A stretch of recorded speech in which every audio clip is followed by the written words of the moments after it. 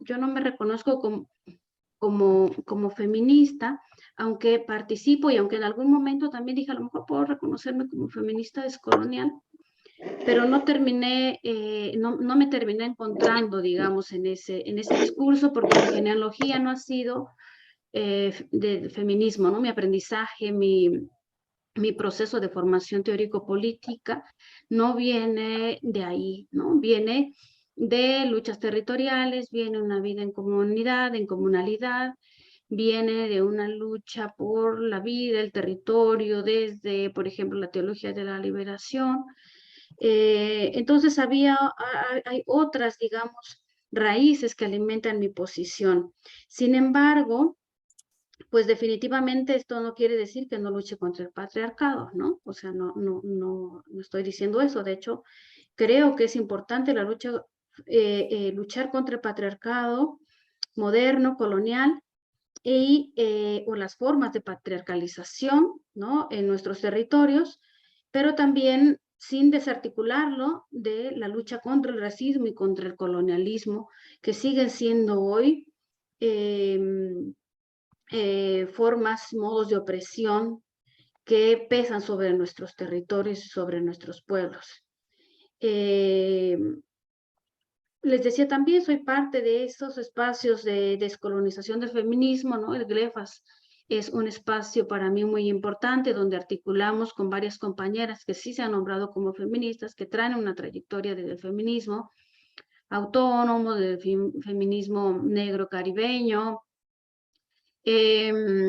indígena también, pero pues yo no tengo esa historia, ¿no?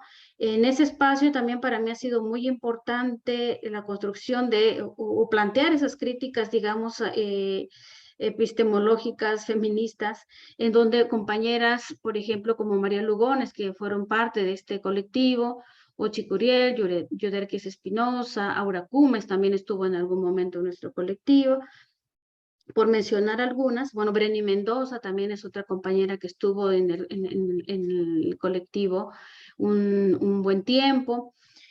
Y desde ahí, entonces, apuesto a seguir siendo parte de ese tejido que somos ahora como colectiva desde distintos lugares de Abya Yala, y también hay compañeras que desde contextos migratorios, por ejemplo, en el Reino de España, como le llaman, también están actuando para apostar a estos procesos de descolonización, ¿no? Entonces yo desde ese espacio que es el GLEFAS, por ejemplo, he venido insistiendo en la importancia de no solo descolonizar el feminismo, los feminismos que tienen esa fuerza todavía, una carga, una epistemología también, tienen como referente esa mirada hacia Occidente, hacia Europa, sino que hay que descolonizarlo todo, ¿no? Justo porque estamos pensando que el problema no solo es el patriarcado, sino que el problema tiene que ver con las formas de colonialismo y las formas de racismo, el racismo como sistema, pues, moderno colonial, que sigue estando presente en nuestros territorios y que sigue siendo profundamente violento, y que eso tiene un impacto muy específico para nuestros pueblos en concreto, ¿no? Entonces creo que desde ahí me parece muy importante cuestionar esa epistemología feminista, hegemónica sobre todo, porque por supuesto que entiendo que hay formas distintas de expresar o de plantear o de manifestación de los feminismos, pero creo que es muy importante seguir cuestionando esa epistemología feminista, hegemónica, que ha universalizado el sujeto mujeres y que sigue universalizando el sujeto mujeres como si fuéramos solo un grupo homogéneo, ¿no? O con ciertas características, sí, pero al final queda en segundo término o ni siquiera aparece el lugar que el racismo ha ocupado en nuestros territorios y cómo sus procesos de racialización han generado una profunda jerarquización también entre las mujeres, ¿no? Entre lo que se considera mujeres. Creo que esa forma de entender al sujeto del feminismo como mujeres, como sujeto homogéneo y universal, es una de las problemáticas fuertes que el feminismo sigue teniendo, ¿no? Este feminismo hegemónico. Y entonces eso también ha implicado cómo se ve como que pareciera que hay una sola forma de definir cuáles son los problemas de las mujeres, ¿no? Y otra vez pareciera que el aborto sigue siendo un tema central, ¿no? Y por supuesto que lo es, pero no es el único. Y en otros territorios, en otros contextos, para otras compañeras o para muchas de nosotras, los problemas más fuertes tienen que ver con esa amenaza que tienen nuestros territorios, con el riesgo a la vida en su conjunto, con con la imposibilidad, por ejemplo, de sembrar alimentos que permitan una autonomía alimentaria, que como la posibilidad o problemas que tienen que ver con cómo nuestros pueblos se están vaciando por esta posibilidad de sembrar o por la violencia del narcotráfico o por la presión que hay sobre nuestros territorios por los megaproyectos, ¿no? Hay un desplazamiento forzado, hay una migración forzada, que eso puede ser otro de los problemas que a nosotros nos preocupan más que esto, ¿no? O sea, no porque no es importante, sino porque no es el único y no es el principal, sino cómo se articula con otros. También creo que es importante también ir mostrando esas formas de cómo se articulan, ¿no? Yo lo decía, cómo se articulan múltiples sistemas de opresión. Me parece que eso es fundamental porque yo considero y yo creo que también otras compañeras consideran que desde esa epistemología feminista sigue prevaleciendo la idea de que el patriarcado es el principal enemigo. Y yo creo que ahí hay un problema muy fuerte, porque efectivamente no quiere decir que no sea un problema, haya sido un grave problema, y sigue siendo, y hay un patriarcado que se refuerza, pero en un contexto de colonialismo neoliberal como ahora, ¿no? De un colonialismo y de un sistema racista que sigue estando profundamente imbricado con todas esas otras formas de opresión. Entonces, a mí eso es algo que me preocupa mucho y creo que habrá que seguir cuestionando. Comentaba también este asunto de las mujeres como, como el sujeto central del feminismo. ¿Hasta qué punto eso puede ser posible, no? ¿Hasta qué punto eso es válido? ¿Hasta qué punto creo que tendríamos o se tendría que estar cuestionando quién es el sujeto del feminismo? Para las feministas, pues, ¿no? Porque para quienes nos colocamos poniendo distancia, no es porque rompamos con eso, o sea, yo estoy permanentemente en diálogo con compañeras que sí se asumen como feministas, sobre todo las feministas descoloniales, y ahí también he ido planteando esa pregunta, y no solo yo, sino hay otras compañeras que también lo van haciendo. ¿Quiénes son esos sujetos de quien nosotros estamos hablando? ¿Quién es el sujeto político? Y yo creo que esa es otra cuestión que tendría que ampliar el panorama, y por eso creo que se trata de una cuestión no solo epistémica, sino ontológica, porque a mí me interesa pensarlo desde mi pueblo, desde esa forma de entender y hacer la vida, que implica no solo lo que se ha considerado como mujeres, porque además también se ha cuestionado qué es eso de mujeres, ¿no? ¿Quiénes son las mujeres? ¿No? Y aquí hemos retomado mucho el planteamiento de hecho, Jorner Truth, ¿no? ¿Acaso no soy yo una mujer, ¿no? Que ese cuestionamiento que le va a hacer al feminismo blanco, ella como una mujer negra. Entonces, creo que ese tipo de preguntas son preguntas centrales para cuestionar hasta qué punto estamos cuestionando las raíces que generan las múltiples opresiones. Desde mi perspectiva, creo entonces que es muy importante para mí retomar planteamientos, por ejemplo, como este que hace María Lugones, pero también como el que hace Oyeronki Oyegumi, ¿no? Del pueblo Yoruba, ¿no?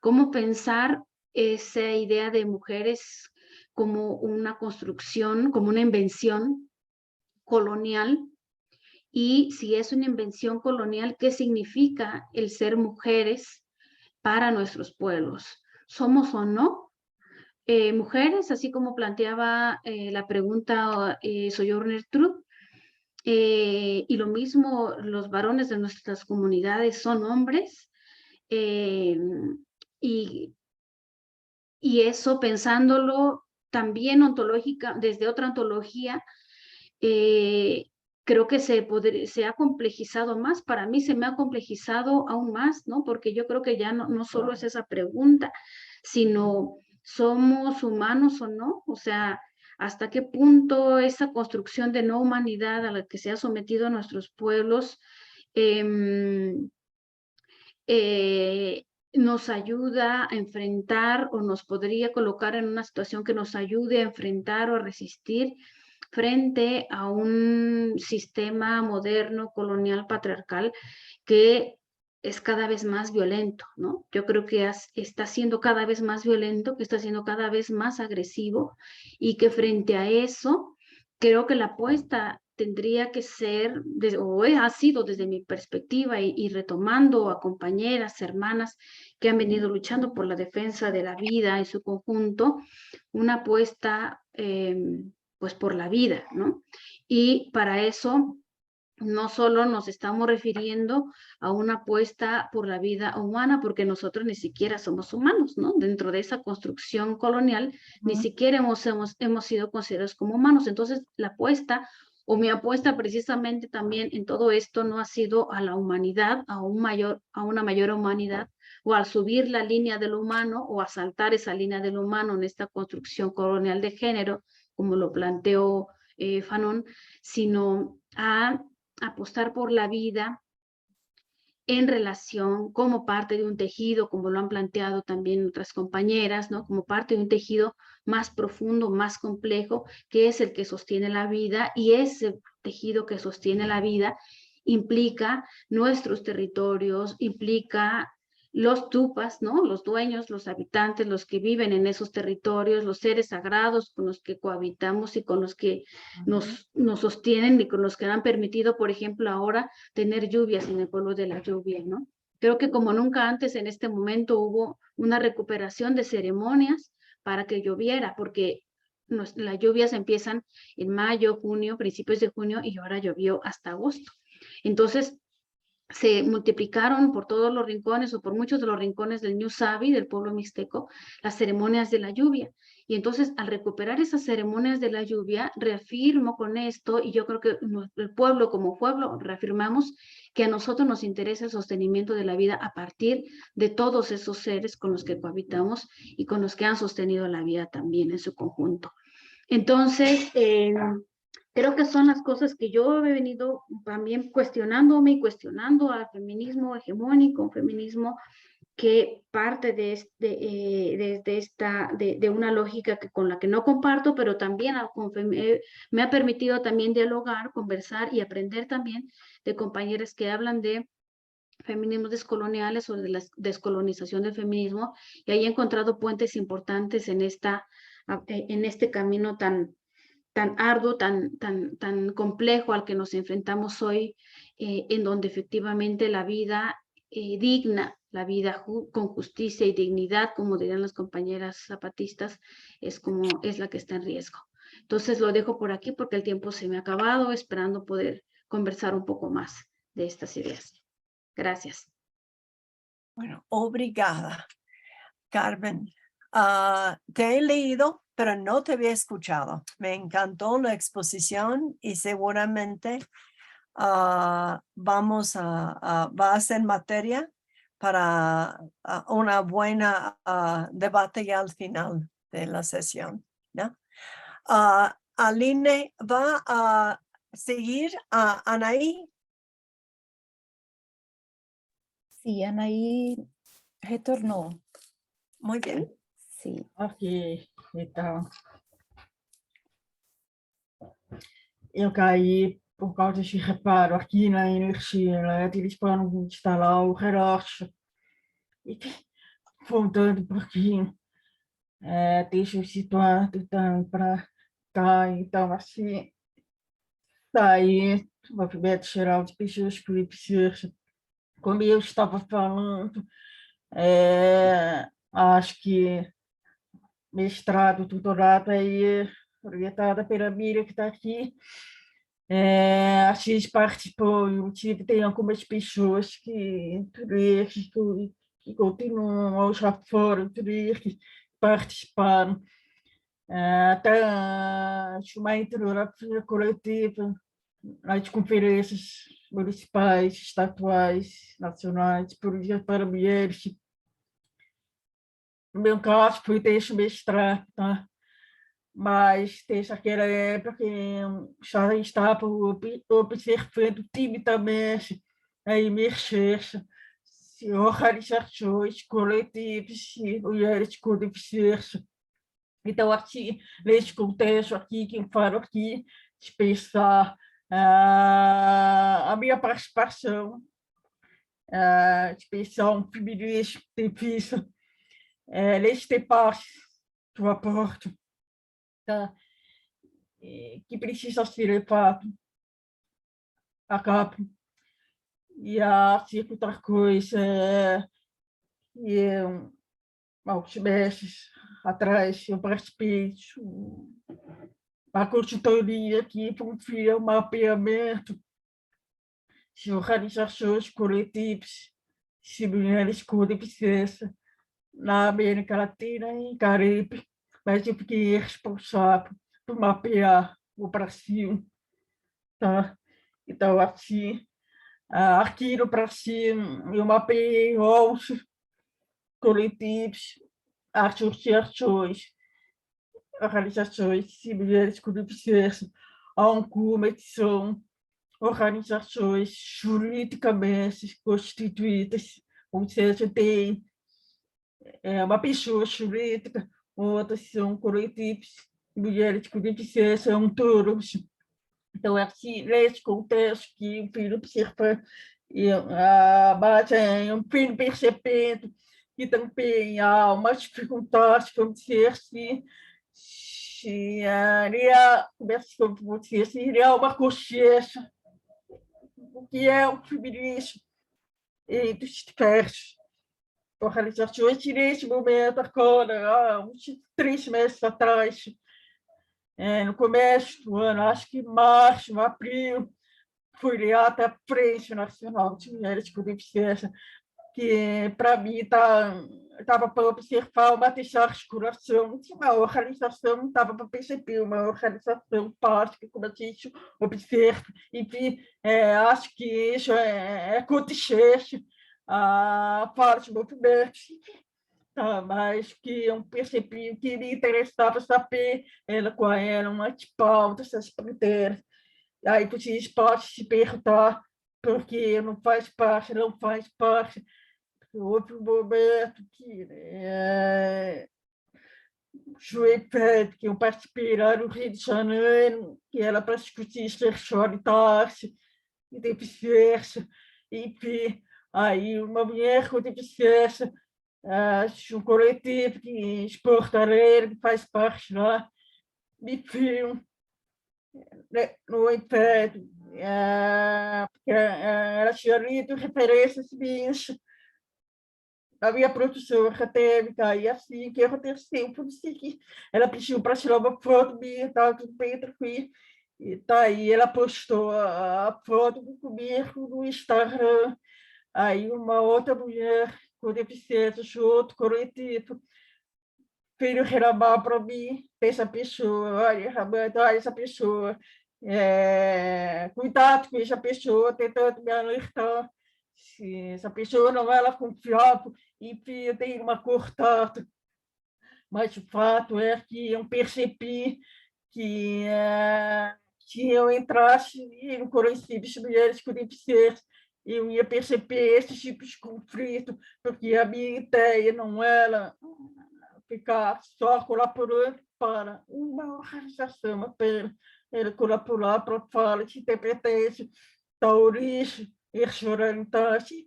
Então, eu achei melhor me distanciar para não ter esse tipo de conflito, disputas entre coletivos, porque um dos coletivos Porto Alegre nasceu de um racha outro, então foi nesse sentido. Então, mas ao mesmo tempo eu queria saber quais eram as fronteiras delas, pontos. Aí, assim, o que me interessa é um primeiro ponto que eu preciso considerar: as mulheres com deficiência nunca esperam femininos para chamar de seu o nome. Então, assim, acho que isso é uma forma geral, isso também é reflexo do próprio movimento de pessoas com deficiência, e eu não consigo qualificar tem parte, a partir das teorias dos movimentos sociais, de pensar que movimento da deficiência é essa, porque o que eu percebo é que não dá para qualificar os distritos, se identificar se é um movimento de esquerda ou de direita. Tá? A gente sabe que os movimentos progressistas, movimentos sociais, uma tendência progressista, tem um areamento ideológico para a esquerda, que eu não consigo ver isso, movimento de pessoas com deficiência, porque as pautas se sobrepõem muito. Me parece que não consegue ter uma percepção da necessidade de que as lutas da deficiência não podem ser dissociadas das outras lutas. Tá? Então, alguns coletivos, mulheres com deficiência, não todos, têm tentado pautar capaz disso. E aí ele foi ter a pauta do aporte, que é uma dificuldade que eu identifiquei. Então, mas me parece que o que mais tem pautado no momento que está mais, como dizer assim, o tom político, a bandeira que tem sido que uma princesa mais forte pautar a necessidade de políticas de cuidado para cuidadoras e mulheres com deficiência, para quem cuida e quem é cuidado, e especialmente porque o contexto da pandemia aproveitou esse descontagem, a descontagem, especialmente o contexto do cuidado. Eu não vi se você escolhesse ter mais um campo de estudos feministas da deficiência. Há uma discussão dizendo que a tarefa do cuidado é mais que triplica quando as mulheres com deficiência, não, quando as mães são mães e pessoas com deficiência. Então, o uso do tempo para o cuidado é muito maior. Então, tem um conflito relacionado com isso.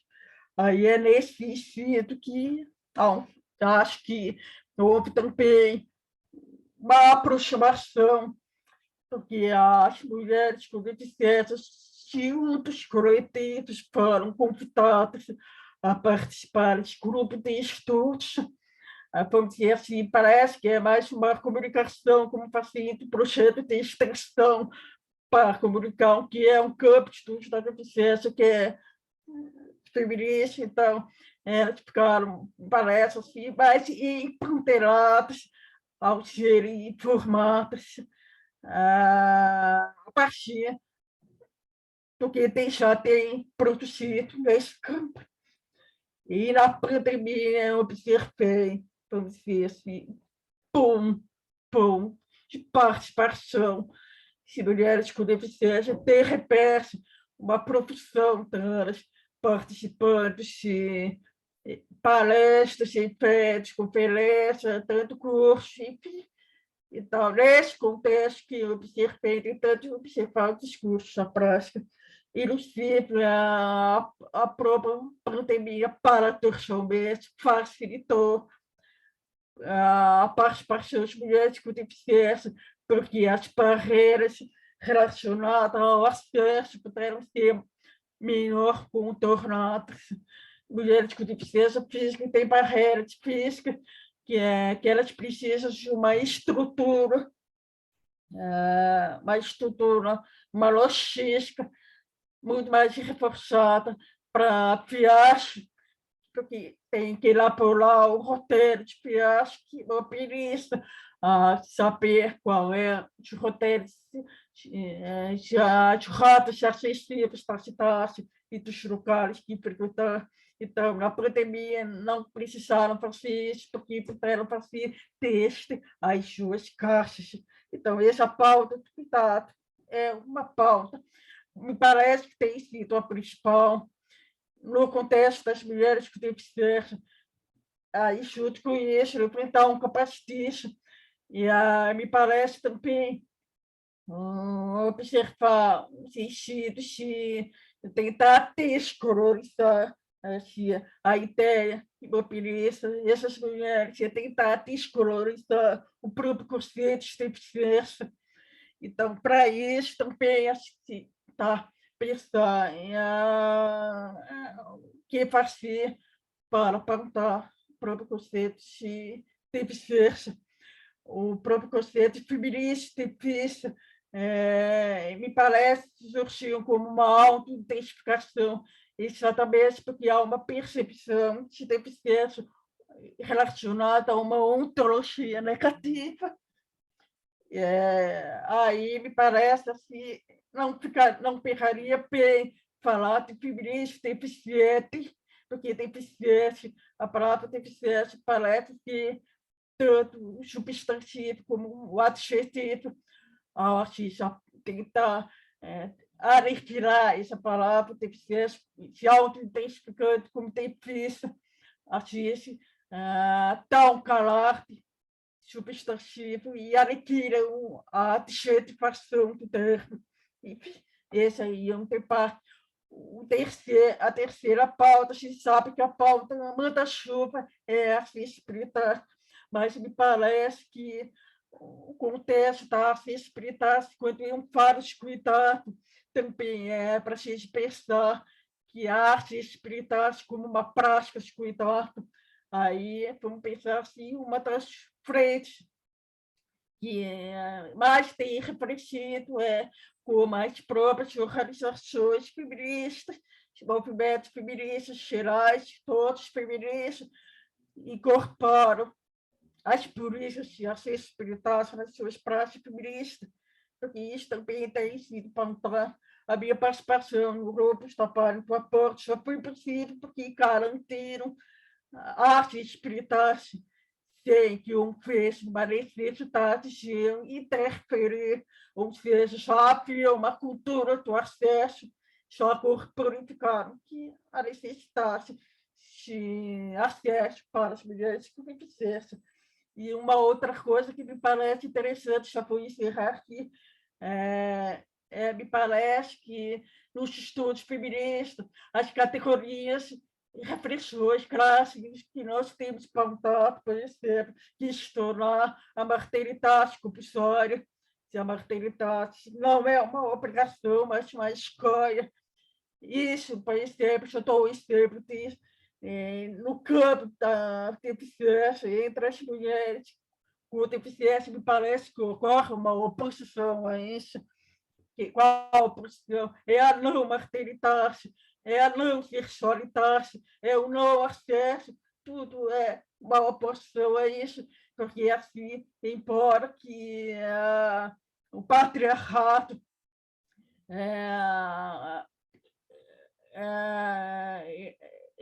manda que as mulheres choca a responsabilidade das mulheres pela maternidade, que o lugar dela hoje posso preencher os papéis de gênero. O patriarcado não pensa isso em relação a mulheres com deficiência, ou seja, o patriarcado desvincular que as mulheres com deficiência possam escolher a maternidade possa escolher exercer os direitos sexuais reprodutivos. Tem várias coisas implicadas nisso, se de pensar várias categorias trabalhadas femininas que operam uma oposição em relação a mulheres de diversidade. Aí a gente tem que pensar como seria a oposição entre justiça reprodutiva e justiça difícil, que a justiça difícil está é um debate extenso que implica incorporar a interseccionalidade, porque o que a gente está chamando de modelo social da diversidade não está tudo contra se incorporar o debate da interseccionalidade. Aí, por fim, uma última questão é pensar a questão das violências de gênero.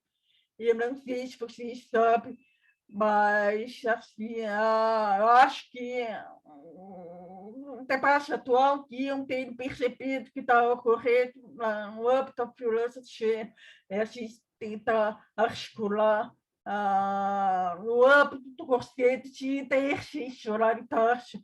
E aí, no caso das pessoas com deficiência, é pensar assim, a gente tem que entender que a garantia do acesso à justiça pelas instâncias institucionais não pode prescindir da compreensão que as violências de gênero não são vivenciadas da mesma forma por todas as mulheres.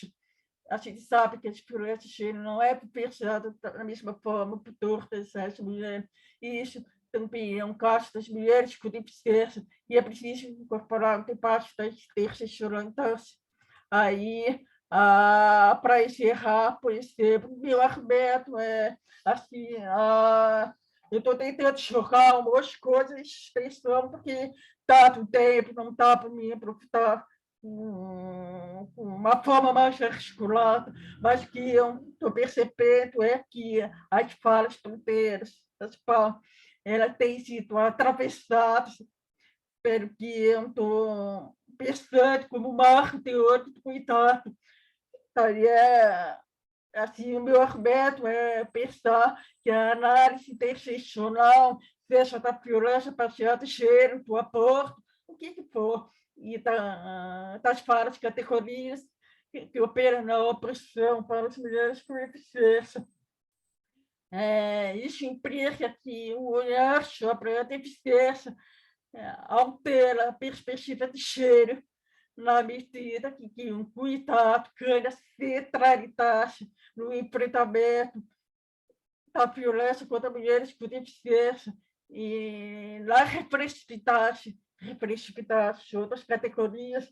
Aí, no caso da violência de gênero, a gente tem pensado também como o acesso à justiça também se precisa ser analisado a partir da acessibilidade dos espaços físicos e serviços públicos também, porque, por exemplo, a acessibilidade é uma perspectiva e a ausência, em geral, é uma lacuna no estudo sobre violência contra mulheres e o sistema de justiça, especial o acesso à justiça das mulheres, enfim, tem várias questões que a gente pode pensar para montar o que fez as práticas epistemológicas e ontológicas também no campo do feminismo, difícil, seja feminista das mulheres com deficiência. É isso, obrigado. Muito grata, Anaí, pela sua fala. Agora a gente passa para Georgina. Hola, buen día, aquí estoy. Voy a proyectar. Sí. Francine. Espérate, Georgina, preséntate brevemente. Yo sé que me mandaste la semblanza, pero mejor tú misma te presentas, porfis. Gracias. Sí, pero no puedo proyectar ya. Sí, claro que sí. No dice, no, que no me dejan. Tienen que autorizarme. A ver, Aline, porque não pode compartilhar. Pronto, pode autorizar a Georgina. Não, a Francine vai habilitar, possibilitar a Georgina que Pronto. Pronto? Pode tentar de novo? Ah, ya, perfecto. Ok. Muy bien. Bueno, voy a prender mi video, pero ya no sé si me ven. Ah, creo que sí, ahí. Bueno, voy a estar hablándole a la... Es que estoy conectada 2 veces porque mi computadora de escritorio no tiene cámara, ¿no? Entonces, como me veo medio rara, voy a detener el video, ¿listo? Pero bueno, saludos, ya me ven. Ya. Bueno, pues, bueno, primero agradecer a las organizadoras de esta mesa, panel, ¿no? Que se llama, pues sí, justamente interpelación. ¿Sí me escuchan? Ujú. Interpelaciones feministas para descolonizar el pensamiento antropológico. Muchas gracias a Lina, Mari, por la invitación. Digo, me parece sumamente importante y relevante, pues poner en discusión justamente algo que nos ha preocupado, que tal como lo comentaba la compañera Carmen, que nos ha preocupado, sí, por lo menos en mi caso, sí, desde este vínculo con la academia y los movimientos. Me parece que eso ha sido muy, muy importante, sobre todo para transformar las realidades y, pues, de alguna manera también transformar el acceso al conocimiento que tienen estudiantes indígenas, ¿no? Bueno, pues me presento rápidamente. Mi nombre es Georgina Méndez Torres. Yo soy profesora en una universidad en Chiapas que se llama la Universidad Intercultural de Chiapas. Pues igual soy de una comunidad indígena aquí en Chiapas, que es la pueblo indígena Chol, en la zona norte de Chiapas. Antropóloga de formación, y pues también, ¿no? Egresada de la UAM Iztapalapa, ¿no? Aquí, Mari fue mi directora de tesis. Y bueno, prácticamente, básicamente, parte de mis reflexiones han girado en torno a la participación política de mujeres indígenas en América Latina. Sin embargo, recientemente pues he estado incursionando en este acceso de la educación de los pueblos indígenas, pues sí a la educación, sobre todo educación superior. Una reflexión que parte como de distintas experiencias y conocimientos de proyectos comunitarios educativos en distintos países de la región andina. Y a mí me parece que eso es muy interesante, bueno, desde mi punto de vista, porque de alguna manera se articula pues con estos procesos organizativos también de mujeres indígenas que han impulsado en los distintos movimientos indígenas en América, ¿no? En la llamada América. Y uno de los elementos fundamentales de ese proceso fue, sí, el acceso a la educación, ¿no? Para mujeres, para los pueblos indígenas en específico y para las mujeres indígenas posteriormente, ¿no? Y bueno, lo que parte también como de esas discusiones, pues sí, nos atraviesa, sí, estas relaciones de poder y estas relaciones de articulación con los distintos movimientos.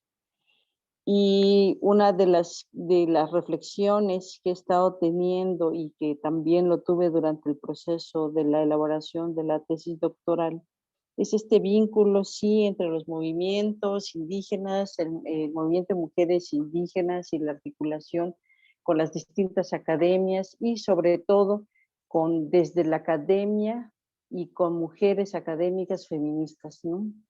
Por eso el título de la ponencia la coloqué, para mí eso no es feminismo indígena, cuestionando el poder de los feminismos y la antropología para nombrarnos y estudiarnos.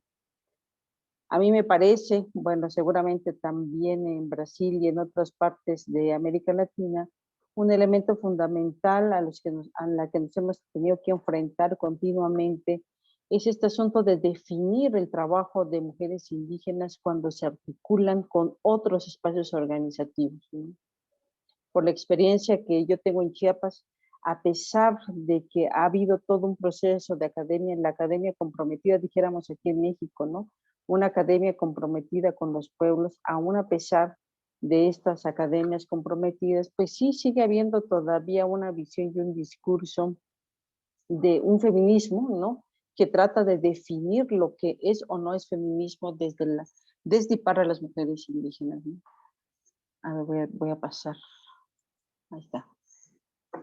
Entonces, este contexto de apropiación desde los feminismos, pues parte como de distintas aristas, ¿no? Una tiene que ver con ver a las mujeres indígenas siempre como carentes, ¿no? Como carentes de apoyo, carentes de capacitación, mujeres a las que se considera la necesidad constante de enseñarles cuáles son sus derechos, ¿no? De apropiarse de la voz y de las demandas de estas mujeres para hacerlas propias, ¿no? También nombrar desde los parámetros lo que es y no es feminismo y definir lo que hacen las mujeres, si eso es feminismo o no es feminismo, ¿no?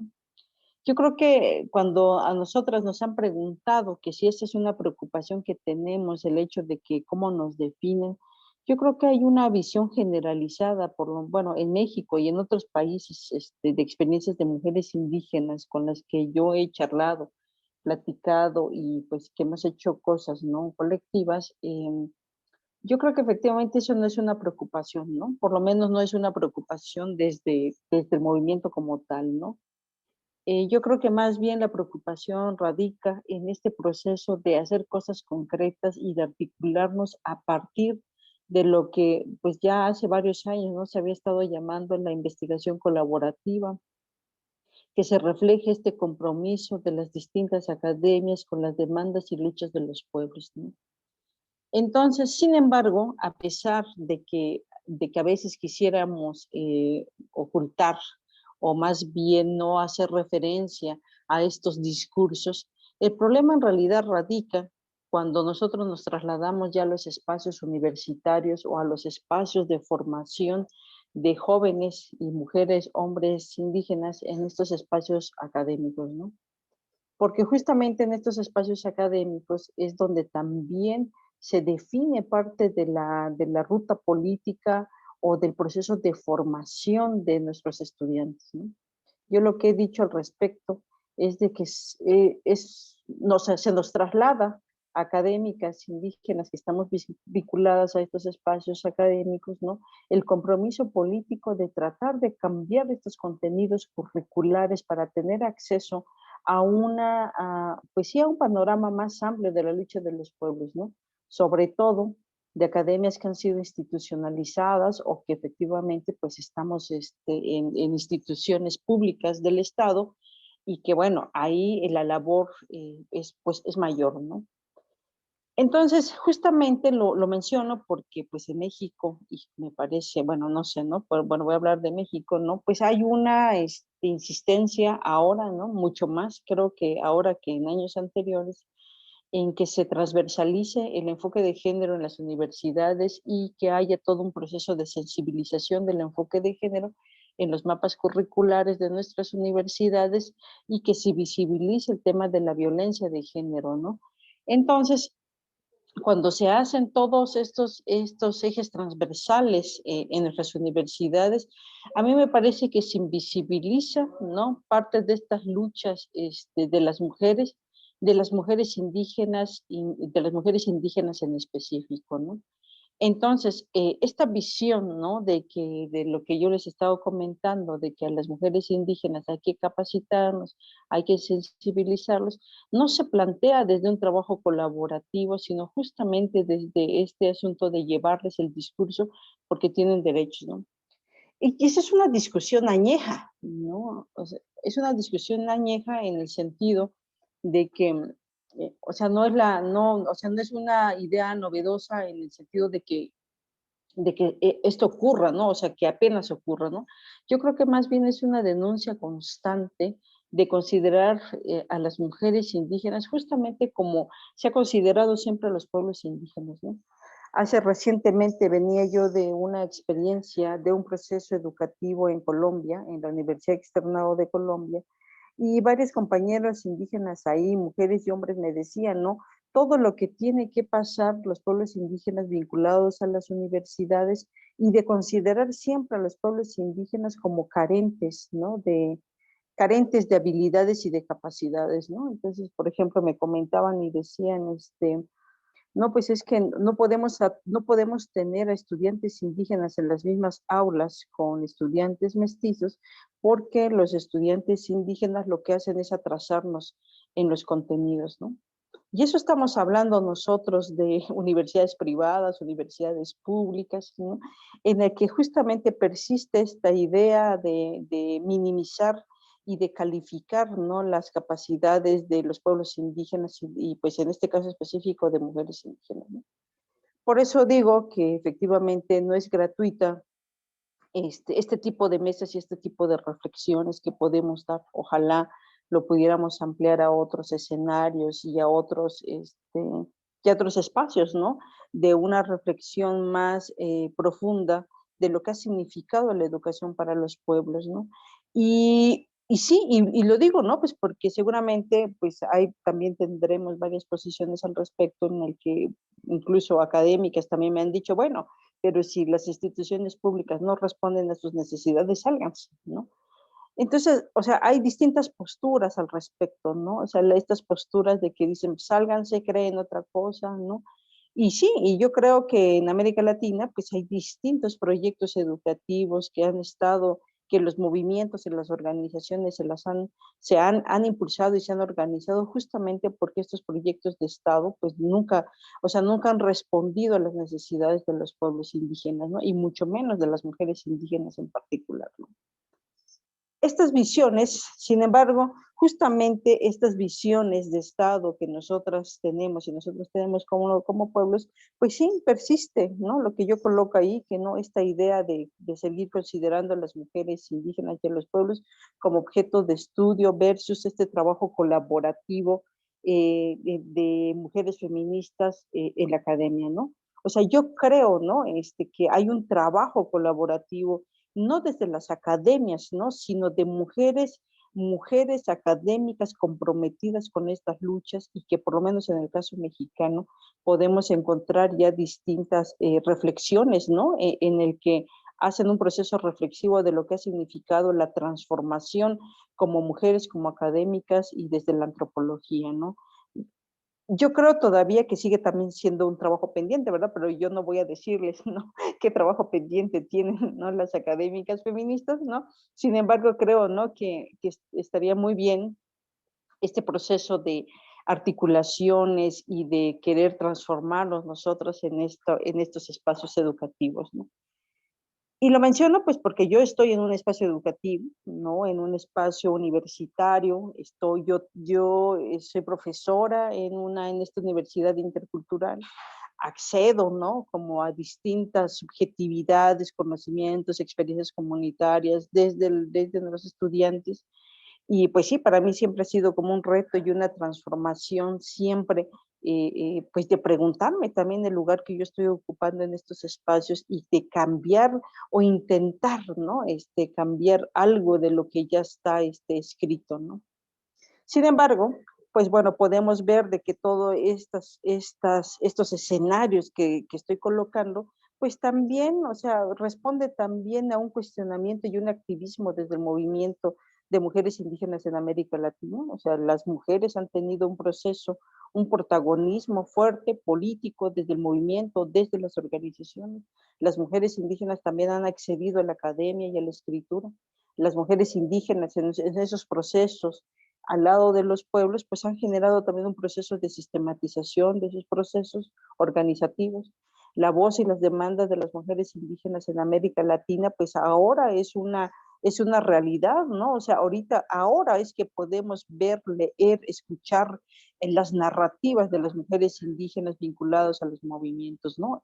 De distintos movimientos indígenas, movimientos campesinos, movimientos afros, justamente lo que ha pasado ahorita con el caso en Colombia, ¿no?, de la población afro, la visibilidad de estas narrativas que más visibles, ¿no?, porque efectivamente siempre han estado, pero bueno, ahora por eso digo que que el tema de la academia, reflexionar desde la academia ha sido también muy importante porque pues hay un proceso también, ¿no?, de apropiación y de expropiación de conocimientos de los pueblos, ¿no?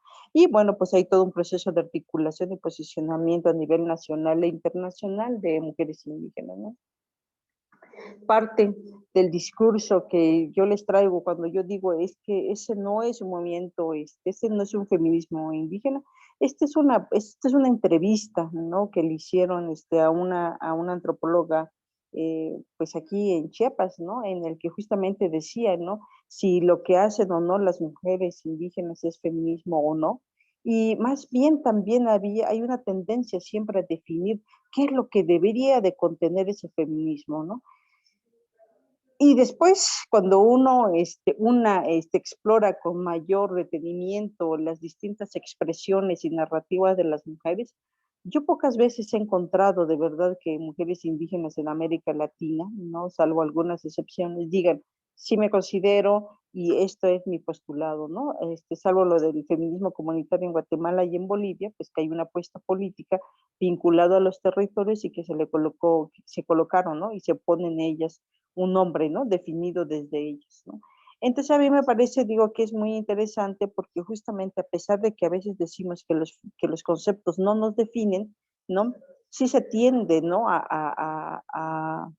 Pues sí, como a establecer, pues lo que se ha llamado, ¿no?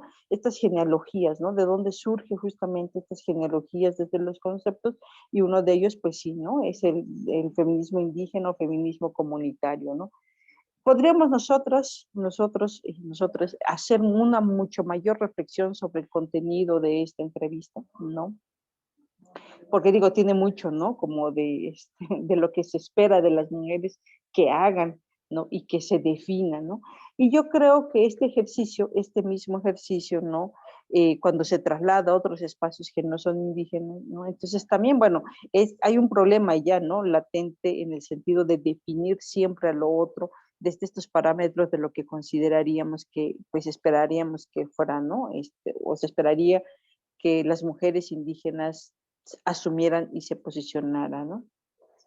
Sin embargo, bueno, parte de estas contrarrespuestas, podríamos decirlas, ¿no? Tiene que ver justamente con el trabajo que las mujeres indígenas, ¿no? Y este trabajo de radicalidad desde los movimientos, ¿no? Este proceso, pues sí, parte de este trabajo de comunidad entre mujeres, ¿no? Mujeres organizadas más allá del feminismo, que ya también lo comentaba la compañera Carmen, ¿no? La lucha constante en los territorios, esta metodología de trabajos que creo yo que todavía sigue invisibilizado, que tiene que ver con el proceso de la creatividad, de las emociones, de las sanaciones, ¿no? Pues este asunto de visibilizar a las mujeres, ¿no? Desde la lucha y la genealogía de sus trayectorias, ¿no? Bueno, me voy a pasar rapidito porque creo que me queda poco tiempo. Y creo yo que hay que seguir, ¿no? Aprendiendo, visibilizando, cuestionando, sistematizando, conociendo estas estrategias, ¿no? Que las mujeres han impulsado en los propios territorios, ¿no? Y que yo creo, en mi caso, por ejemplo, y en el caso seguramente de otras mujeres vinculadas a las academias, traerlo a colación como un proceso de aprendizaje en nuestras universidades, ¿no? Bueno, entre comillas vamos a ponerle nuestras, pero sí en estos espacios académicos en el que estamos interviniendo, y que a mí me parece muy importante, sobre todo, ¿por qué? Porque son nuestros estudiantes, nuestras compañeras, incluso de comunidades, quienes justamente pues hay que pues iniciar este proceso de transformación en estos espacios en los que tenemos acceso, ¿no? Y finalmente parte de las conclusiones a estas apuestas políticas, comunitarias, pues sí, ¿no? Recordar que efectivamente las mujeres indígenas están en un proceso de estrategia de resistencia desde la comunidad, desde los territorios, y recordar que sí, cada 5 de septiembre que se celebra, ¿no? Se conmemora la lucha de las mujeres y el caminar de mujeres indígenas, ¿no? Entonces, hoy 5 de septiembre, pues conmemoramos un año más, ¿no? De la lucha histórica de las mujeres por visibilizar sus demandas, por la articulación con diversas luchas, con distintos movimientos, y yo creo que un elemento fundamental también es esta lucha sí contra el racismo y aprender, ¿no? Desde las narrativas de las mujeres indígenas, ¿no? Pues hasta ahí lo dejaría. Muchas gracias. Como siempre, me dejas con la boca abierta, Georgina. Como te escribí, poder escucharte toda la mañana, pero lamentablemente no tenemos esta sala toda la mañana. Entonces vamos a seguir con nuestra siguiente ponente. Déjenme encontrar A ver, Aline, ayúdame. Okay. sí, Porque estoy tratando de manejar 3 documentos a la vez y sí. no soy hábil como Ahora los pasamos, jóvenes. opa, Sí. agora passamos a Coaua, Ujú. Apurinã. Coaua, acho que agora eu acertei, né? Estás aí? Estás. Então, a Coaua é doutoranda em Antropologia Social pela Universidade Federal Fluminense e eu passo imediatamente a palavra a ela. Eu sou uma mulher indígena, tenho cabelo preto, estou usando um óculos, estou usando um vestido florido e sempre que falo, sempre mostro as minhas mãos. Então, as minhas mãos têm no meu braço tem 2 pulseiras coloridas que representam a jiboia. Estou usando brincos em formato de flores, mas são penas. E tem uma pele branca, que eu acho que é branca porque eu não pego sol. E eu não pego sol porque eu estou aqui em Paris, aí saí do inverno. Primeiramente, eu quero saudar a mesa, ao convite inesperado, as pessoas que estão na mesa, essas mulheres que eu ouvi atentamente, em especial a minha amiga Anaí, que faz parte da minha trajetória de luta. Eu estou doutoranda, estou antropóloga, estou ativista, mas o que eu sou é Apurinã, do Médio Purus, do Amazonas, e isso é o que depois eu me torno no mundo. Não sou feminista, mas sou uma mulher indígena, e as mulheres indígenas são mulheres guerreiras a partir do seu cosmo de visão e seu modo de estar no mundo. A partir dessa estada no mundo, desses corpos dissidentes e de todas as trajetórias de violência e esbulho que as mulheres indígenas passaram ao longo de 523 anos no Brasil, que me propus a estudar antropologia. A antropologia para as mulheres indígenas, porque hoje temos muitas antropólogas indígenas no Brasil, fundamos a ABIA, Articulação Brasileira das Indígenas Antropólogas, eu faço parte também da ABA, é simplesmente porque continuamos na luta pelo território. Entendemos que o corpo, embora seja um corpo feminino, atuamos sempre na esfera não do gênero. Não existe gênero entre os povos indígenas. O que existe entre nós são relações de coletividade entre o masculino e o feminino.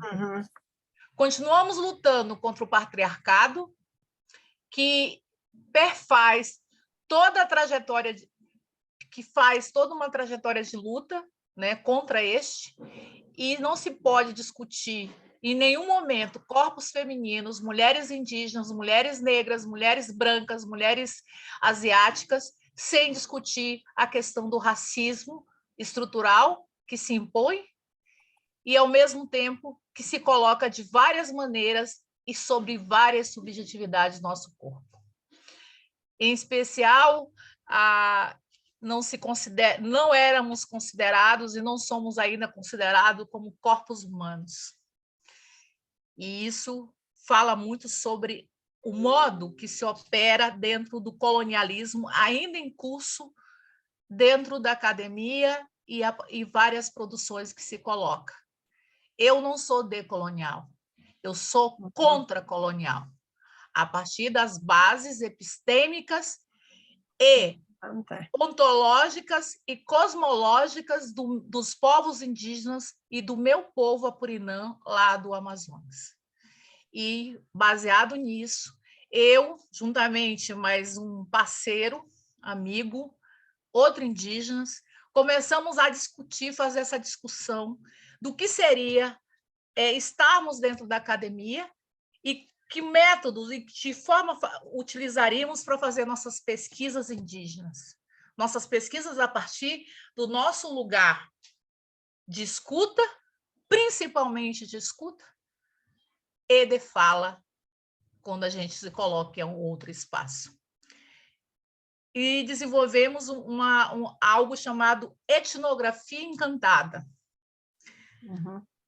Que a etnografia encantada advém de um processo de escuta profundo, e não é diferente, não queremos contrapor a antropologia e os seus métodos, não.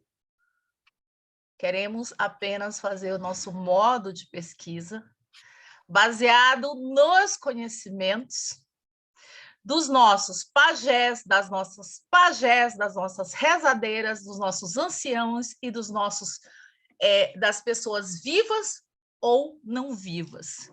Porque lidamos com o espírito não somente da floresta, mas o espírito ancestral. Para eu estar aqui hoje, foi necessário que outras mulheres, principalmente mulheres e mulheres, porque somos filhas de mulheres, tivesse de algum modo sofrer alguma violência. E quando eu trago, né, a etnografia encantada, primeiramente, quem somos nós para ficar querendo inventar metodologia, né? Isso é questionado dentro da academia. Quem somos nós para queremos contrapor toda essa estrutura colonial, racista, que está dentro ainda da academia, de uma sociedade que ainda aposta na sua soberania a partir de um critério de branquitude, de privilégio e de massacre ao meu povo. Então, a gente começou a pensar sobre isso. E dentro desse pensamento, a gente entendeu que fazer etnografia encantada, e utilizamos essa palavra encantada com muito respeito, porque ela é oriunda dos espíritos dos nossos ancestrais, dos espíritos que nos guiam através de uma espiritualidade não a superficial, mas uma inspiração da própria escrita, uma inspiração da própria linguagem. Nós, indígenas, e falo isso do lugar que estou, temos muitas dificuldades de fazermos a escrita, porque para nós ainda, como fala o Krenak, ainda é uma barreira. Mas o que aprendemos a fazer foi gravar nossas vozes e transcrever para o papel. Porque ainda se entende que o papel é o que legitima tudo nesse mundo. E essa legitimação, ela advém também da própria construção da sociedade. E quando começamos a fazer isso, eu questionei bastante por que estava acontecendo, por que a gente estava querendo fazer alguma coisa diferente. Ninguém descobriu a roda na etnografia encantada. Ninguém está dizendo que este é o método. Poderão vir outros. Nós já estamos fazendo etnografia encantada dentro da antropologia desde que adentramos a antropologia, embora tardiamente adentramos a antropologia, porque a gente tem as ações afirmativas que corroboraram para a gente estar lá dentro da academia. Eu sou um pouco mais antiga, eu já estou chegando a ser uma anciã, isso para mim é muito bom, porque o que chamam de velhice no mundo ocidental para nós é termos honra de continuarmos vivos. Eu não sou da época das ações afirmativas, mas muitos antropólogos e antropólogas indígenas são da época das ações afirmativas. E a gente já está fazendo há algum tempo essa etnografia encantada, né? Trazendo etnografias, trabalho de campo a partir dos nossos próprios territórios. A diferença se perguntar Qual a diferença entre essa etnografia encantada que você, Coaua, está trazendo, mas a Uamirim, Tupinambá, para as demais etnografias? Eu vou te responder, é a pegada étnica. Porque a partir da nossa etnicidade de povos indígenas, de corpos indígenas, e principalmente de mulher, porque, embora não exista gênero dentro das sociedades indígenas, não existe essa palavra, eu pesquiso várias sociedades, né? Eu conheço vários parentes, então pergunto como é que fala, se existe essa questão de gênero. Aliás, eu não entendi ainda até hoje o que é gênero em si, né? Tem várias pessoas que escrevem sobre. A gente se entende como seres humanos, seres vivos, e mais além, né? Seres humanos, seres vivos, que já vem do Ocidente essas palavras, mas nos entendemos como... eu me entendo como Pupigari, como outros parentes vão se entender com outra etnia. Né? E isso está no modo de viver, de estar no mundo, de se colocar diante do mundo. Dentro dos territórios indígenas, a dona da semente, as donas da semente são as mulheres. Nós somos as donas da semente. Nós temos toda uma relação comunitária dentro do nosso processo de educação, de ensinar. Eu fui educada pela minha avó. As minhas filhas serão educadas pela minha mãe, porque são as vós. A gente sempre aprende com os mais velhos. E sempre é a mulher. É sempre a mulher que ensina. A mulher quem serve a comida é a mulher. E a partir desse servir da comida, também se processa relações de poder. Quem serve a comida e quem faz a comida é a mulher. Então, você sabe a dose de cada prato que você vai fazer para dar para os seus filhos e para as suas filhas. E quando eu trago isso, né, dentro da minha pesquisa de etnografia encantada, que eu estou trazendo a tese, né, a minha tese de doutorado não é especificamente sobre etnografia encantada, é sobre retomada de territórios no sul da Bahia, do Tupinambá. Eu trago também essas minhas percepções, né, dentro de território. Eu sou uma mulher de território. E não existe só indígena nos territórios, existem indígenas na cidade, quer dizer, a cidade que existe dentro das nossas terras, porque foi a cidade que invadiu nossos territórios. Todas as cidades são túmulos do meu povo e de todos os povos que estavam em Abiala, e chamam de América, né? E para finalizar, eu fiz um texto, né? Se alguém quiser, eu posso disponibilizar aqui para o grupo, né? Que a gente está construindo, ainda é texto em construção, e para falar que a etnografia encantada, ela é um modo e uma especificidade de uma mulher indígena, mãe, ativista e guerreira. Eu sou uma guerreira, eu me considero guerreira pelas coisas que eu já fiz no mundo dos não indígenas e pelas lutas que eu travo sempre. E quando se fala em etnografia encantada, se remete a uma espiritualidade, e que essa espiritualidade possa garantir, nos permitir e darmos forças para continuarmos a nossa existência, embora o Brasil hoje passe pelo mundo fascista, e que muitos de nós têm saído do seu país para continuar vivo, que no caso foi o que aconteceu comigo, né? Estou morando fora por conta disso, mas voltarei para o Brasil, e meu Brasil será outro, e ainda teremos esperança. E por mais que se fale que nós, povos indígenas, somos povos sem escritas, nós ainda estamos escrevendo a nossa história a partir das nossas encantarias e fumaça. Muito obrigada.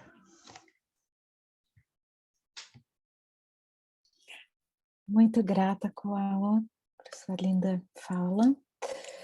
Eu passo a palavra, então, a Lisbeth. Mary, queres apresentar a Lisbeth, por favor? siempre estoy silenciada cuando hay que hablar. Y cuando no hay que hacer ruido, tengo abierto el micrófono. Entonces, nuestra siguiente expositora el día de hoy es Lisbeth. ¿Te puedo hacer, me permites presentarte, por favor, Lisbeth? ¿Sí? Es mujer ñañú del Valle de Mezquital, integrante de la Coordinadora Nacional de Mujeres Indígenas México, es maestra en estudios de la mujer y maestra también en responsabilidad social. Actualmente cursa el doctorado en antropología social en la Universidad Iberoamericana en la Ciudad de México. Trabaja como investigadora para la generación de conocimientos científicos que sean útiles para abonar a la construcción de sociedades con más igualdad y libertad. Entonces, paso la palabra a Lisbeth. Só para falar uma coisa, eu acho que a Lisbeth caiu e ela acabou de entrar novamente. ¿Qué pasó con? ¿Se fue?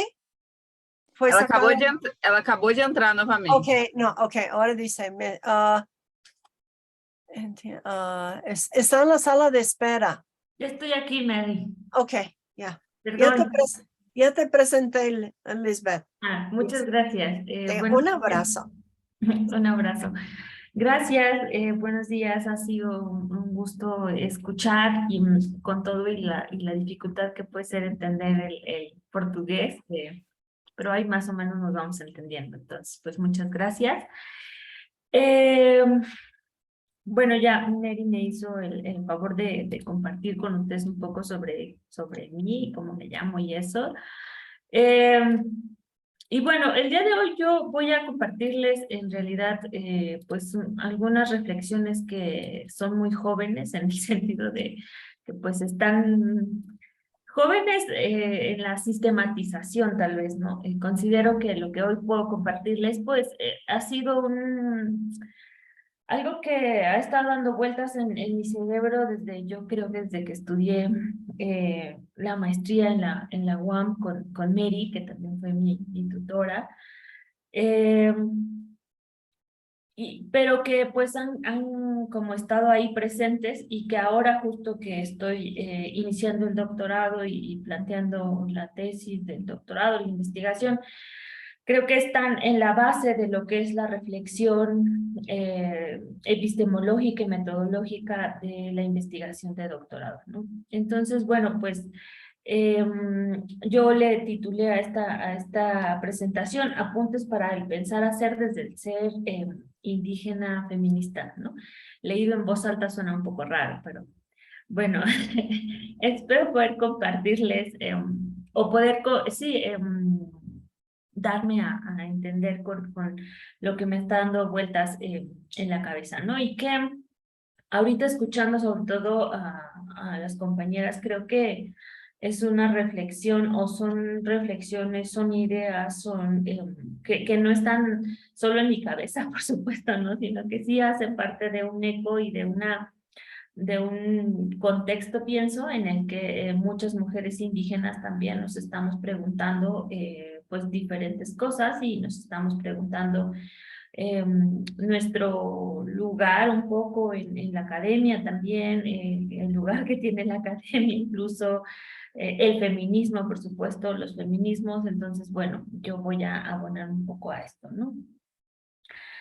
Primero creo que es bien importante, yo llegué al feminismo de la mano de la academia, ¿no? A mí el feminismo me llegó a la vida leyendo, aprendiendo y en la maestría. Y creo que eso es importante en el sentido de que entendí al feminismo no solamente como una práctica política, sino como una práctica de generación de conocimiento, ¿no? Que tiene una manera específica de mirar la generación de conocimiento, que pone la experiencia de las mujeres digamos, en el centro de la atención y sobre todo que tiene un carácter interdisciplinario. Para mí eso fue muy importante porque, bueno, no lo dice en mi presentación porque digo que es parte de mi oscuro pasado, pero yo estudié una licenciatura en mercadotecnia Y entonces cuando yo quería dedicarme más a las ciencias sociales, porque vi que eso era lo que tenía que ver conmigo, yo quería estudiar antropología desde antes, pero no era posible porque no tenía una formación en ciencias sociales y la maestría en estudios de la mujer en la UAM Xochimilco con este carácter interdisciplinario fue una hermosa oportunidad para llegar al mundo de la academia y de la investigación.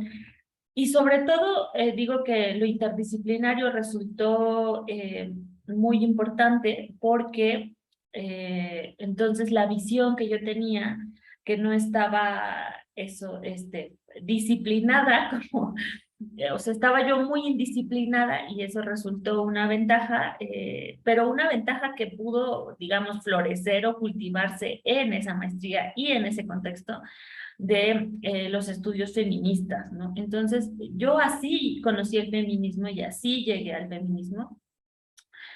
Y lo pongo como una cosa importante porque yo llegué a ese lugar, pero yo ya venía, ¿no? Yo ya venía de reflexiones, de una conciencia étnica, ¿no? Que tiene que ver con mi origen.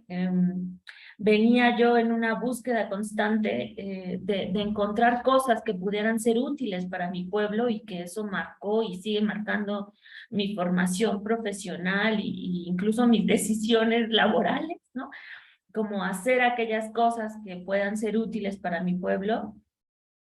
Y entonces, pues así llegué a este mundo de la generación de conocimiento como una herramienta, ¿no? Entonces, venía yo un poco con esa reflexión, con esa búsqueda, y me había concentrado en esos momentos precisamente sobre cómo dar salida o cómo entender esto que estaba ocurriendo con las mujeres en mi comunidad, ¿no? Y creo que pues eso responde precisamente pues a cuestionamientos que tienen que ver con lo personal, ¿no? Es decir, una va creciendo y entonces miras a tu alrededor y ves cosas que te suenan lógicas porque has crecido ahí todo el tiempo, pero luego hay otras que dices, no, pero ¿por qué? ¿No? ¿Por qué funciona así? Y bueno, creo que quienes estamos aquí en nuestra búsqueda curiosidad científica o como le llamemos, o en esta imperante necesidad de explicarnos la realidad y a nosotras en la realidad, pues llegué, ¿no? Y entonces, digamos, en este proceso de esas dudas sobre las mujeres y la participación en la comunidad, en los procesos comunitarios, pues me encontré con él, o sea, ahí se encontró justo mi origen, por decirlo de alguna manera, con lo académico en esta apertura que pudo tener precisamente la formación interdisciplinaria en la Academia Feminista. Yo no quiero decir que ese encuentro no tuvo conflictos, porque los tuvo y los sigue teniendo, y creo que algo que sucede con muchas compañeras, hermanas indígenas que nos encontramos con el feminismo es que eso es conflictivo en algún punto. Y también quienes nos encontramos en la academia, ¿no? Porque no es sencillo apostar a una construcción de conocimiento que tiene una base epistemológica indisciplinada y cuando tienes cierta conciencia étnica, eso que traes, pues no cabe en la academia que lo quiere hacer que quepa, ¿no? Entonces, no está, o sea, hay conflicto en todo eso. Y claro, o sea, llegué a ese lugar, llegué a la academia, llegué a la academia feminista, con lo que eso significa, con sus limitantes y con sus potencialidades, ¿no? Porque así lo es, y creo que todos los espacios lo son, no solamente este. Y bueno, creo que lo que por resaltar muchísimo este proceso tiene que ver con encontrarme con otras mujeres. Sí venía yo de un proceso, digamos, pues sí comunitario, donde pues las mujeres por supuesto que tenemos un lugar importante, pero es un lugar que no siempre está politizado. Yo hasta ese momento no conocía organizaciones de mujeres indígenas no conocía a mujeres que tuvieran este discurso crítico, esta construcción, ¿no? Le decía yo hace un ratito a Georgina, porque Georgina fue una de las primeras mujeres indígenas que estaban en la academia y que yo conocí, y que para mí fue como animarme a seguir ese camino, ¿no? Entonces, eso fue muy importante, el encuentro con otras mujeres. Estando en ese proceso de formación, precisamente, pues me di cuenta que la generación de conocimiento no me di cuenta, pero como fortalecí la idea de que la generación de conocimiento, pues es una llave, es una clave que permite, pues a lo mejor no resolver los grandes problemas, pero sí al menos tener elementos que te permitan comprender mejor los fenómenos y que te den un poco de pistas de qué puedes hacer, ¿no? Y aquí quiero enfatizar el por qué para mí es importante el pensar y el hacer. Justamente desde la lógica también de mi comunidad, pues no se trata solamente de pensar y de decir, sino de hacer. ¿Qué es lo que estás haciendo, ¿no? Y que ese trabajo es importante. Y yo creo que en ese sentido también, por eso para mí fue relativamente sencillo concordar con una manera de hacer investigación y de hacer cosas que tienen que ver con la academia feminista, ¿no? Entonces, bueno, en este proceso pues fui aprendiendo precisamente lo específico con pequeñas citas, ¿no? ¿Qué era el feminismo en mi vida? ¿Qué me dio la oportunidad de verme a mí misma, de comprender que algunas inquietudes pues tenían que ver con un contexto histórico, ¿no? De reconocer también la historia de mi madre, la historia de mi abuela, ¿no? Como esto de que compartimos una condición genérica y qué significa eso, ¿no? También de que lo personal es político. Creo que si yo tuve la oportunidad de crecer mucho en la academia, tiene que ver con la posibilidad que me planteó la academia feminista de hablar en primera persona. Yo no, hasta este momento no me he topado con esta insistencia en la academia de no, pero hazlo impersonal, no, pero sé totalmente objetiva, no, pero sé neutral, ¿por qué hablas en primera persona? Y eso creo que es muy importante porque también pienso que mucho del cuestionamiento que se hace a la academia con A mayúscula, por decirlo de alguna manera, que ya no sé si aplique, pero bueno, a una gran institución, por decirlo de alguna manera, es esas prácticas, ¿no? Esas prácticas que te obligan a ciertas cosas, pero que yo no las viví, y creo que eso me parece que fue una gran ventaja en mi formación, ¿no? Pero también ahí justo encontré las historias escritas yo les empecé a llamar, como se empecé a llamar mujeres de colores, aludiendo a una referencia que hace Yomar Rovira en su libro Mujeres de Maíz, pero que para mí justo representaban toda la diversidad de mujeres indígenas que había, y por colores también me refiero obviamente a los bordados, obviamente a la diversidad de pueblos. Y ahí me encontré esta posibilidad de entender mejor a las mujeres indígenas, ¿no? Entendernos mejor, en el sentido de la práctica académica, la sistematización, eso te da una posibilidad, sí te da una posibilidad de pensamiento que puedes potencializar para muchísimas cosas, y eso lo encontré en las herramientas que me daba la Academia Feminista, ¿no? Y bueno, aún con todo eso, por supuesto, ¿no? Llegué al punto en el que me hice la pregunta, y me hacían la pregunta constantemente, como si tú eres feminista, ¿no? Si yo soy feminista, y yo en un principio decía, pues es que no, no, porque no me identifico, ¿no? Justo por lo que compartió la compañera Carmen, por lo que compartió Georgina, ¿no? También por lo que compartió una compañera que me antecedió. En fin, creo que hay como esta especie de duda, ¿no? De como si yo quepo ahí, si mis inquietudes caben ahí, si no lo sé, ¿no?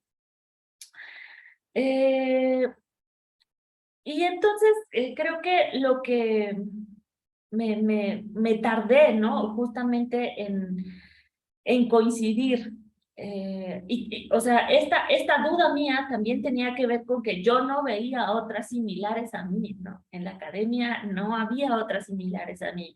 No conocía yo a mujeres indígenas que se dijeran feministas, ¿no? Fue mucho después que fui encontrándolas. Bueno, hay poquititas, pero que fui encontrándolas.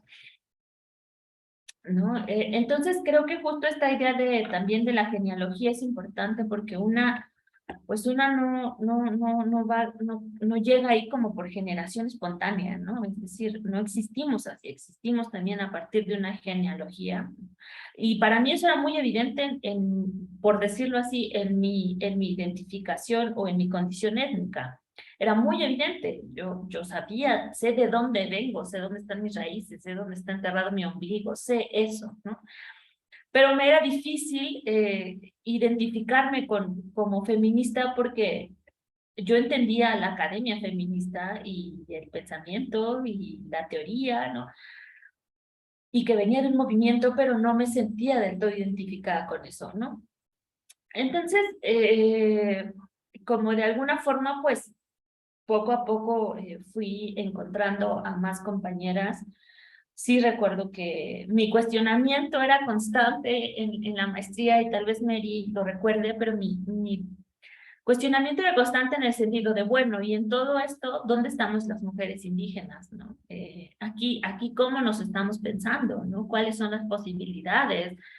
Había un cuestionamiento constante y ahí se abrió la posibilidad precisamente de un espacio en el que nosotras pues reflexionamos juntas y ahora lo recordé porque estoy coincidiendo con Georgina y con Georgina estuvimos en este simposio que se abrió en la maestría y que organizamos junto con otras compañeras.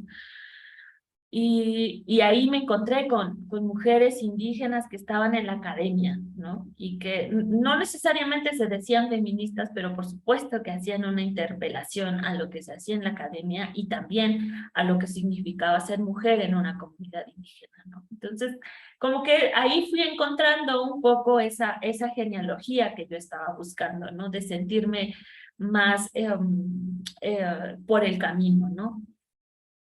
Entonces, bueno, pues de ahí seguí justamente pues caminando y me dio la posibilidad de historizar, ¿no? De ir historizando los procesos y de entender, bueno, pues a ver, el movimiento feminista viene de tal lugar, no hay una sola manera de entender el feminismo, los feminismos, ¿no? También como me sentí mucho más cómoda de seguir escribiendo. Y llegué a una cosa que me parece muy importante y que por lo menos ahora intento problematizar y que intento profundizar y es el decir, bueno, yo soy indígena feminista, no soy feminista indígena. Y para mí el orden tiene importancia. Tiene una importancia política, ¿no? Porque a lo mejor en el hacer es muy difícil decir, pues primero soy feminista y luego soy indígena o una cosa así. Es como la interseccionalidad. ¿Cómo sabes dónde termina una condición social y dónde la otra? Me parece muy complejo. Y entonces planteo esto, o sea, para mí el orden importa, ¿no? Y sí, primero me declaro como una mujer indígena, considerando, por supuesto, a ver, que la categoría indígena es una categoría política más que una categoría esencialista, ¿no? Es más una categoría política, o también es una categoría epistemológica desde la cual pienso, desde la cual se construye conocimiento, ¿no? Y para mí sí, yo primero soy indígena feminista, ¿no? Y no solamente es como, es hasta cómo se fue construyendo mi propia vida, ¿no? Es un poco eso.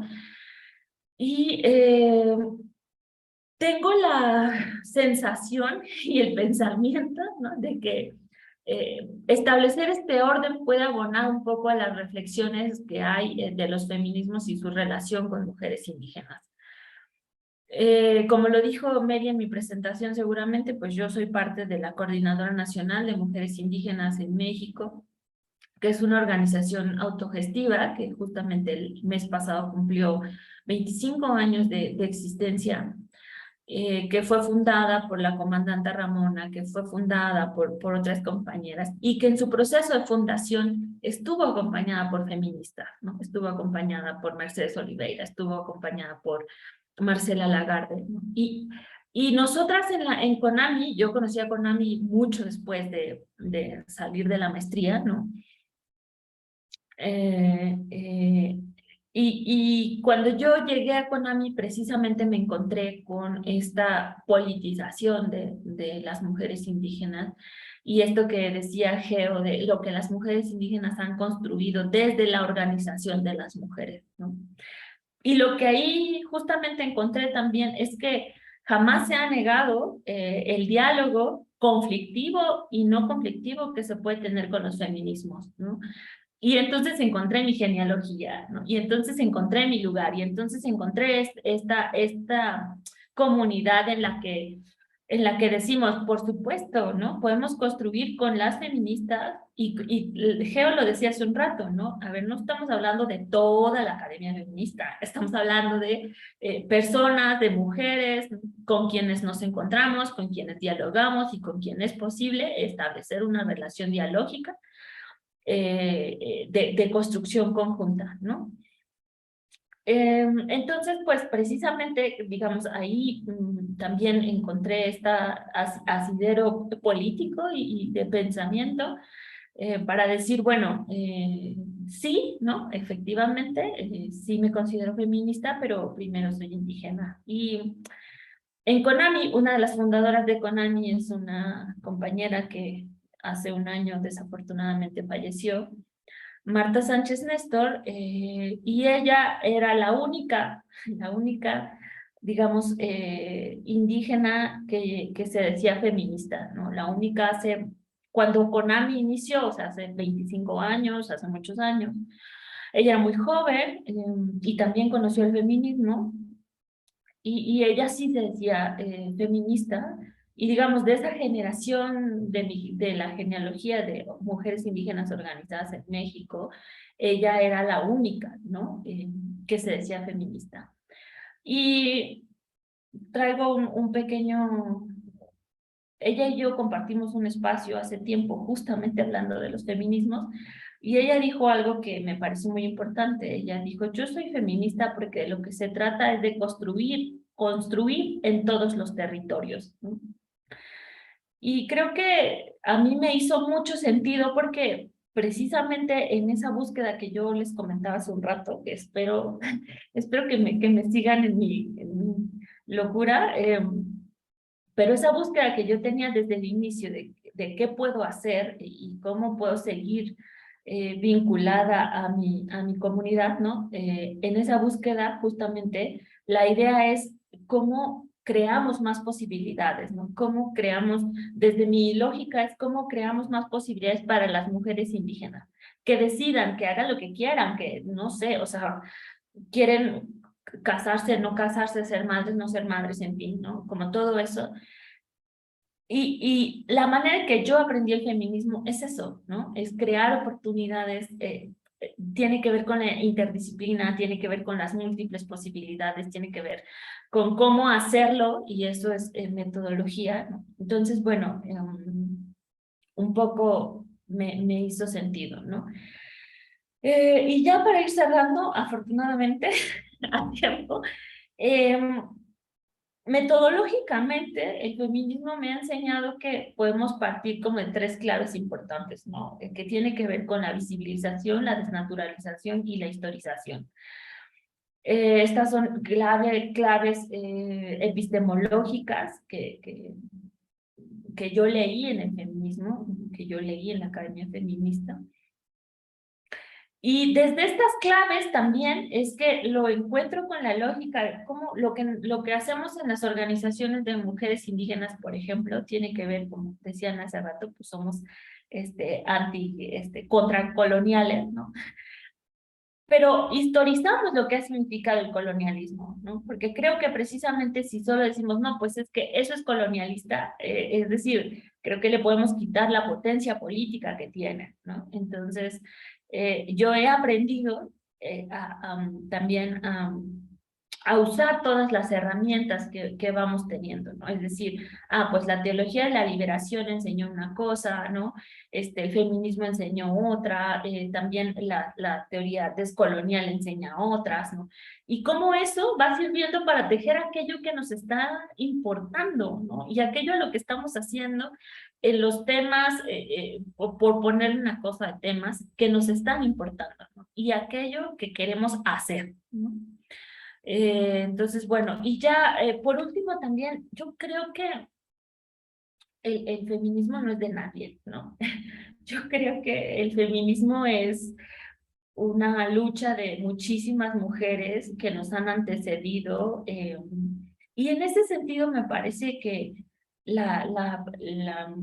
no sé si apropiación, pero lo que decidamos hacer con el feminismo, cada una puede tener o sea, es muy valioso, ¿no? Es decir, en la academia, pues claro que existen ciertos parámetros y ciertas cosas que hay que cuestionar y construir ¿no? Como ir ahí dialogando. Es real porque estamos en un ámbito de generación de conocimiento científico y también estamos aquí porque pues nos gusta, ¿no? O queremos eso, o creemos en eso. Pero de nuevo, o sea, yo creo que el feminismo no es de nadie, no tiene dueñas, ¿no? Y también por eso creo que es muy complicado. Pero es parte yo he aprendido eso, he aprendido mucho que pues podemos, por supuesto, seguir dialogando, ¿no? Entonces, bueno, pues ya, muchas gracias.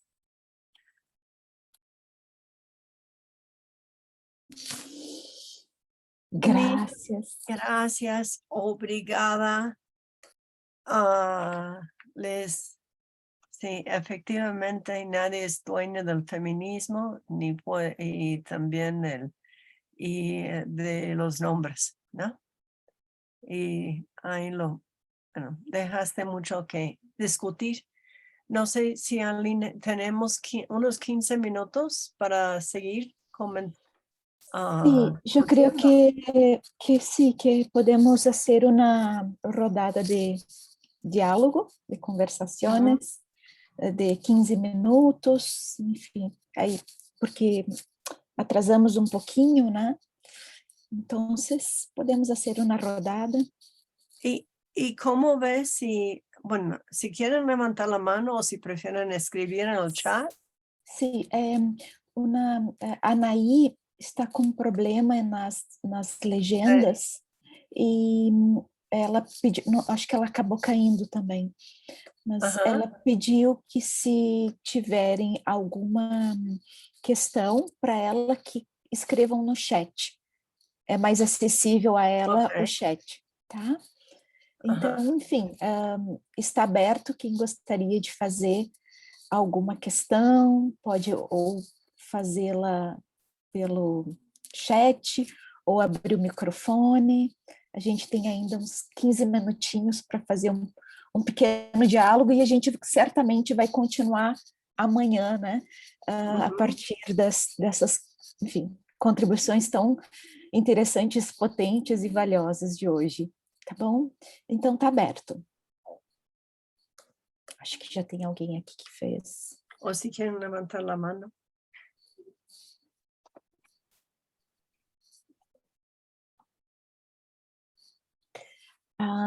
No chat tem uma pergunta, enfim, ou sugestão de Josiane, solicitando, né, que se pudessem compartilhar indicações de textos das professoras e pesquisadoras que fizeram as exposições hoje no GT, para seguir lendo e aprofundando as ideias apresentadas aqui. Então, a gente fica no aguardo, então, de mais sugestões, né, de textos. A Bárbara agradeceu as falas e reflexões, foram muito potentes. Mais alguém gostaria de fazer alguma questão? Professora Aline, eu acho que eu enviei o texto, né, que a gente está trabalhando para ti, não foi para todo mundo. Isso, eu tenho pouca habilidade aqui no Zoom, eu vou tentar mandar para todo mundo, reenviar. Tá bom, Tá bom? Muito grata, querida.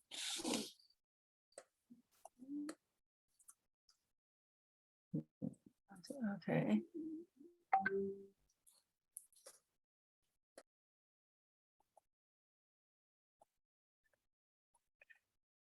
No, a ver, no, no sé dónde Liz, Carmen y Geo podrían subir los múltiples textos que ya tienen sobre estos temas. Creo que tendríamos que ver dónde pueden subir estos, algunos de esos textos. No sé, no creo que sea hoy, no, ni mañana. Pero Liz, yo sé que tiene mucho. Carmen tiene un capítulo magnífico en un libro que coordinamos entre un pequeño ejército de antropólogas feministas, guerreras sin lanza, ¿no? Bueno, lanza con la pluma, ¿no?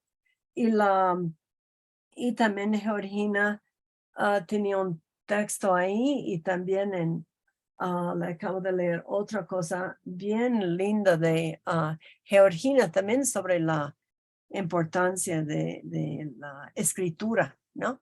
El lenguaje que está evidente aquí, la importancia política de nombrarse, definirse, identificarse o negarse, ¿no?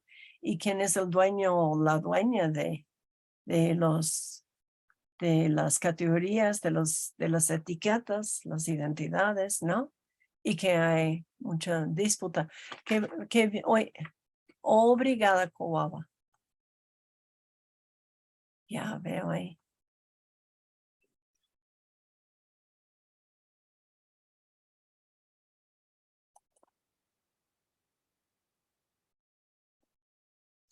Oye, gracias, Carmen.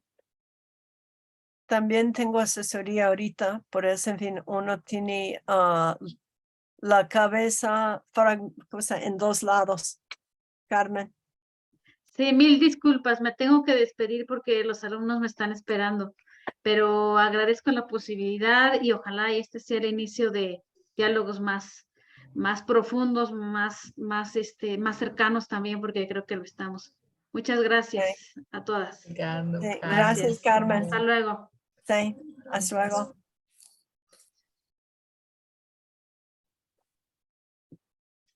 Entonces,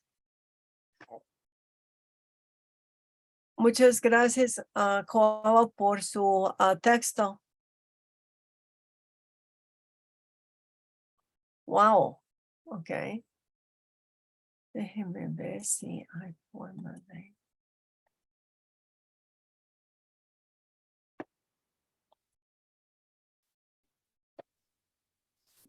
Yo ahorita les voy a compartir el link de un texto colectivo que escribimos precisamente integrantes de la Coordinadora Nacional de Mujeres Indígenas en diálogo con académicas, justo que tiene un poco de la reflexión de lo que significa hacer investigación colaborativa, desde una reflexión también pues interesante que escribimos en el contexto de, estábamos trabajando en un proyecto de Claxo, ¿no? De investigación de Claxo, y escribimos esta reflexión más de corte pues metodológico de lo que estábamos viviendo, del proceso y de lo que eso significó. Entonces, bueno, se los comparto, ahí está el link. Y creo que, bueno, no es porque lo hayamos escrito, pero la verdad es un texto bonito para pensar también pues lo conflictivo que puede resultar, ¿no? Y que eso no es algo que sea malo ni dañino, sino cómo vamos construyendo en ese conflicto de diálogos y encuentros y desencuentros, ¿no? Además fue escrito porque ese proyecto justo nos tocó en pandemia, ¿no? Entonces, bueno, ahí. Así que bueno que yo les compartí, les sentí pensar. Ya sabía que lo iban a hacer. Tienen mucho que compartir y son muy generosos. Gracias. Ok, a ver.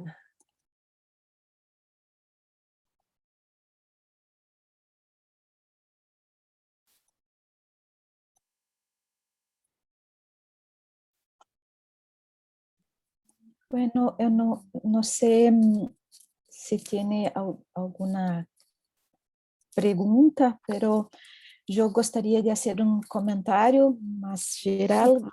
Bom, perdoem meu portunhol, está péssimo, mas enfim, eu primeiro gostaria de agradecer a todas as falas, foram super instigantes, potentes, enfim, que nos ajudam a pensar, bom, né, quais são as alianças possíveis, as coalizões, enfim, as formas de produzir conhecimento, mas também transformações, né, a partir desses diferentes lugares, né, dessas diferentes provocações. Eu me sinto especialmente tocada pelo que Lisbeth colocou agora ao final, né, propondo essa ideia de, bom, o feminismo não é de ninguém, não tem uma dona, né, não tem donas. Então, eu acho que essa é justamente essa potência da gente poder o tempo todo produzir diferentes sentidos, né, outros significados para isso, para essa reunião, né, dessa multidão de diferenças, né, de mulheres, no sentido de transformar aquilo que nos apela aos nossos territórios, né? Então, enfim, é mais um comentário que eu fiquei muito provocada pela etnografia encantada da Coal, eu fiquei muito mobilizada por todas essas questões e essa importância, né, de pensarmos coletivamente a partir dos nossos territórios, né? Eu acho que se há algo em comum, né, que é partilhado a todas essas diferenças que foram aqui colocadas, né, desde a fala da Anaí, enfim, sobre as demandas do cuidado, do feminismo defissa, enfim, a todas as perspectivas, né, de Carme, Georgina, Coal e Lisbeth, diz respeito a essa lembrança, né, de que o nosso fazer, produzindo conhecimento a partir das diferenças, deve estar sempre voltado para os nossos territórios, né? Eu acho que essa é a grande, digamos, a grande questão que vou ficar pensando, né? O quanto é importante estarmos, né, pensando coletivamente nessa multidão, mas com os pés nos nossos territórios, né? Então, a ideia de no território e também, né, com asas para voar, né, juntas, associadas aos nossos territórios, né?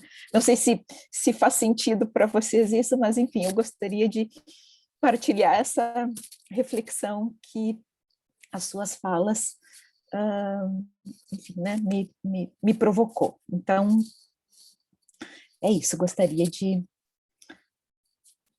agradecer e passar, então, para alguém que quisesse fazer alguma quiser fazer alguma fala para a gente finalizar esse nosso encontro de hoje. Bom.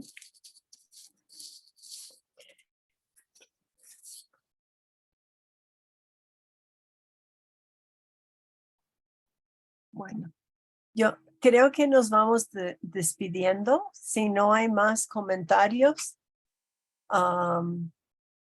Sí. Sí, creo que fue un diálogo de mucha provocación, mucha construcción, y creo que a todos nos movió un tantito el tapete y me parece que eso es importante, ¿no? Y no, entonces, no, creo que Aline habla muy elocuentemente de algunas cosas que nos dejó este diálogo, ¿no? Mientras que Lisbeth habla de sentir, pensar, yo creo que yo más bien subvertir y construir, ¿no? Y eso es lo que yo creo que todos somos subversivos a nuestra manera, ¿no? Tenemos el deseo de serlo, ¿no? Eso lo quiero en mi tumba, Lisbeth. Sí. Bueno. Entonces, nos vamos despidiendo. ¿Alguien tiene algo más que comentar? Ya nos quedamos 11 en la sala, o nos encontramos de nuevo aquí mañana a las 9 de la mañana. Espero que sigamos con este ejercicio. Bueno, no es un ejercicio porque yo soy muy floja. Es una, bueno, con este diálogo mañana, conversación, ¿no? Sí. Seguimos então amanhã. Sí. Y Aline, a ver si nos vemos allá al final del día. Sí. Bueno. Sí. Bueno, muchas gracias, Okay. Koala, Lisbeth, Georgina. Hasta mañana. Hasta mañana, gracias. Hasta mañana. Dios, Gracias. descansen. Oye, Chao. muchas gracias, Geo. Nos vemos. Gracias a ustedes, Nos vemos. Aline, Okay. gracias. Hasta luego. Gracias. Adiós. Bueno. Sí. Ya. Bueno. Entonces.